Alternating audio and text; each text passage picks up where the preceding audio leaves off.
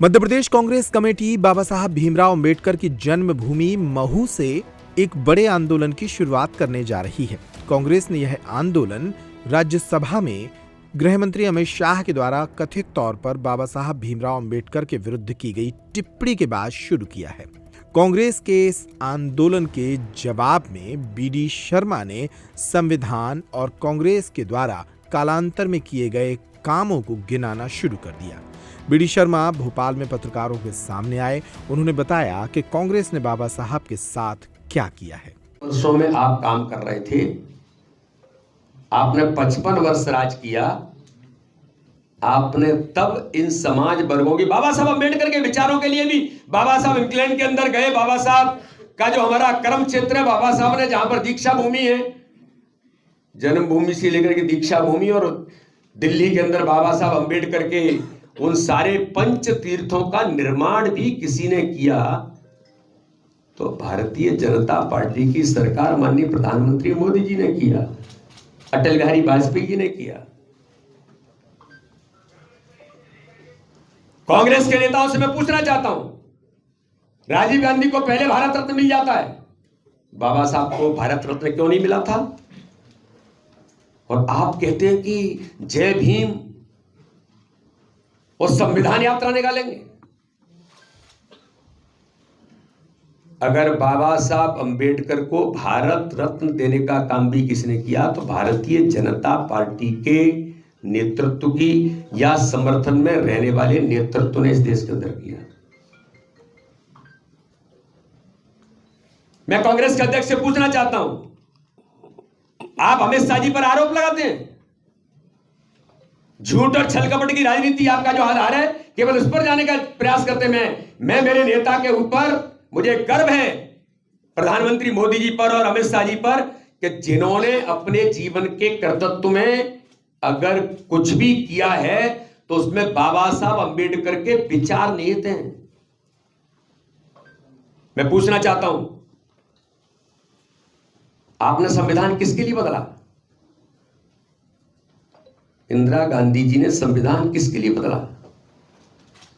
Emergency किसके लिए लगाई? संविधान की हत्या किसने की? लोकतंत्र की हत्या किसने की? केवल अपने स्वार्थ और सत्ता में बैठने के लिए। कौन था? कांग्रेस थी। संविधान का मखौल उड़ाने का काम किसने किया? तो किसने किया संसद के अंदर? चाहे साहबानो प्रकरण की बात होगी या देश के कैबिनेट ने लिए हुए निर्णय को संसद के अंदर फाड़ने का काम किसने किया? देश की चुनी हुई कैबिनेट, उसका निर्णय, उसको कौन संसद के अंदर फाड़ता है? आपके नेता राहुल गांधी फाड़ते हैं। संविधान की हत्या और संविधान का अपमान कब किसने किया? इसका जवाब जरूर दीजिए जब आप महू आएंगे।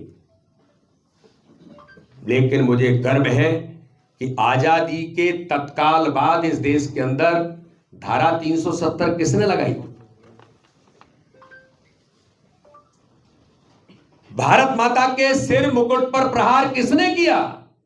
कांग्रेस के, और कांग्रेस के प्रधानमंत्री बने अपने स्वार्थ पूर्ति के लिए, तुष्टीकरण की राजनीति के लिए। अब मैं उन बातों की गहराई में नहीं जाना चाहता। 370 क्यों लगाई गई और 370 में दलित भाइयों का कितना अपमान किया गया, ये कांग्रेस के नेता जरूर जवाब देते। 370 में प्रावधान था कि सफाई कर्मी जिंदगी भर जम्मू कश्मीर में सफाई कर्मी रहेगा। ये क्या है? उन दलित भाइयों का अपमान किस प्रकार से आपने किया? ऑन रिकॉर्ड 370 के अंदर प्रावधान था। ये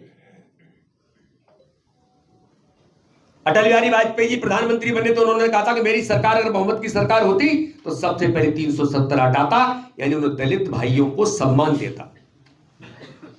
और प्रधानमंत्री नरेंद्र मोदी जी की सरकार बनी 2014 के बाद, उन्होंने कहा अब धारा 370 इस देश के अंदर नहीं चलेगी। मैं प्रत्यक्षदर्शी हूं। मैं अपने नेता भारत के गृह मंत्री अमित शाह जी पर गर्व करता हूं कि उन्होंने जब ये कहा, ओवैसी ने कहा कि ये जो 370 आप हटा रहे हैं, ये देश के अंदर आग लग जाएगी, कश्मीर टूट जाएगा। तब अमित शाह जी ने कहा था कि सुनो वैसी जी, न तो देश टूटेगा न कश्मीर चलेगा। लेकिन मैं पूछना चाहता हूं कि धारा 370 के अंदर सफाई कर्मी जिंदगी भर सफाई कर्मी रहेगा। उस दलित भाई को जिंदगी भर, चाहे कितना ही टैलेंटेड होगा, कितना ही कुछ भी हो सकता है दुनिया के अंदर, वो कहीं भी गरीब से गरीब और सामान्य से सामान्य व्यक्ति कुछ भी बन सकता है, लेकिन जम्मू कश्मीर का सफाई कर्मी वो कहीं पढ़ भी नहीं सकता और कहीं नौकरी भी नहीं कर सकता। अगर करना है तो उस संविधान में, उस धारा 370 में प्रावधान था, उससे जम्मू कश्मीर की नागरिकता छोड़नी पड़ेगी। इससे बड़ा दलित भाइयों का कौन सा अपमान था? लेकिन अमित शाह जी ने कहा था, मुझे गर्व है कि उन दलित भाइयों को सम्मान देने का काम ये हमारा काम है और इसके लिए जो होगा वो देखेंगे।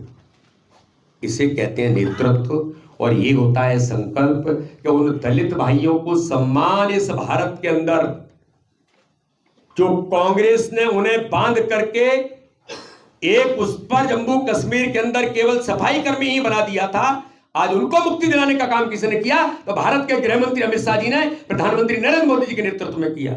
जवाब दीजिए। ये मैं कोई आरोप नहीं लगा रहा हूं, ये मैं केवल कोई शब्द उपयोग नहीं कर रहा हूं, जो ऑन रिकॉर्ड है। अगर धारा 370 में आज भी कांग्रेस धारा 370 की वकालत करती है तो क्या कांग्रेस फिर वही चाहती है? तो संविधान में अगर हमने कुछ संशोधन किया है तो धारा 370 हटा करके मेरे दलित भाई और बहनों को मुक्ति दिलाकर उन्हें सम्मान देने का काम किया है। सीए कानून के अंदर हम लाए हैं तो इसलिए लेकर के आए कि दुनिया के अंदर हमारे भाई और बहनों पर जो अत्याचार होते हैं उन्हें नागरिकता कैसे मिले। भारतीय जनता पार्टी का नेतृत्व, भारतीय जनता पार्टी की सरकार, इसलिए चाहे वो जीतू पटवारी हो, पहले बोलते समय सोच लें कि हम किन के लिए क्या बोल रहे हैं। मैं छोटे शब्दों का उपयोग नहीं करना चाहता, लेकिन कांग्रेस जिंदगी भर झूठ, छल, कपट, तुष्टीकरण, फूट डालो, राज करो, यही आप जो करना चाहते हैं। लेकिन प्रधानमंत्री नरेंद्र मोदी जी ने इस भारत के अंदर हर गरीब को सम्मान देकर, जो बाबा साहब ने कहा था, पंडित दीनदयाल उपाध्याय ने कहा था, बापू ने जिस बात का उल्लेख किया, उन सारी बातों को जमीन पर उतारने का काम व्यवहारिक तौर पर कोई कर रहा है तो भारत के प्रधानमंत्री नरेंद्र मोदी अपने जीवन का एक एक क्षण लगा करके इस देश के गरीबों के लिए काम करने का प्रयास कर रहे हैं। इसलिए मैं कहता हूं कि बाबा साहब और गांधी जी के विचारों को जमीन पर किसी ने उतारा है तो प्रधानमंत्री नरेंद्र मोदी या देश के गृह मंत्री अमित शाह जैसे लोगों ने, भारतीय जनता पार्टी के नेतृत्व ने उन विचारों को व्यवहारिक तौर पर जमीन पर उतारा है। इसलिए आज भारतीय जनता पार्टी, आज से हमारा संविधान हमारा गौरव 11 तारीख से लेकर 25 तारीख तक हमारा अभियान चलेगा और इस अभियान के दौरान बाबा साहब अंबेडकर के विचारों को आम कार्यकर्ता तक ले जाने का काम तो करेंगे ही, विचार गोष्ठियों का भी आयोजन करेंगे।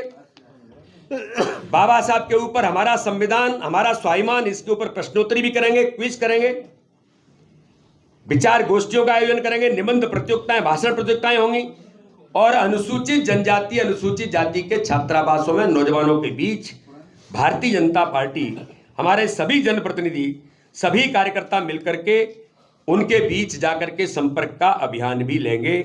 साथ ही बाबा साहब अंबेडकर के योगदान और विचारों को लेकर के भारतीय जनता पार्टी की प्रतिबद्धता, हम इन सारी बातों को जमीन पर ले जाने का काम 11 तारीख से 25 तारीख तक करेंगे। हमारा संविधान हमारा गौरव, संविधान सदन जो हमारी पुरानी लोकसभा थी वो अब संविधान सदन है।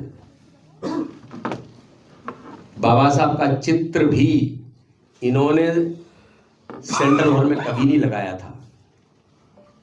एक नहीं, कई बातें कर सकता हूं, लंबा समय हो जाएगा, लेकिन मैं सभी पत्रकार मित्रों से कहना चाहता हूं कि ये जो झूठ बोलने वाली ताकतें हैं, इन्हें जरा आप पत्रकार मित्रों के माध्यम से भी जरूर एक बार इन विषयों पर पूछने की आवश्यकता है। और अगर राहुल गांधी, प्रियंका गांधी जो भी आते हैं तो पहले ये देखें कि मध्य प्रदेश की भारतीय जनता पार्टी की सरकार ने जन्मभूमि से लेकर के बाबा साहब के लिए क्या किया है और आपने जो अपमान किया है उसके लिए पहले माफी मांगे, तब मध्य प्रदेश की बाबा साहब की उस पुण्य भूमि पर कदम रखें। मैं इतनी बात आप सबसे करना चाहता हूं।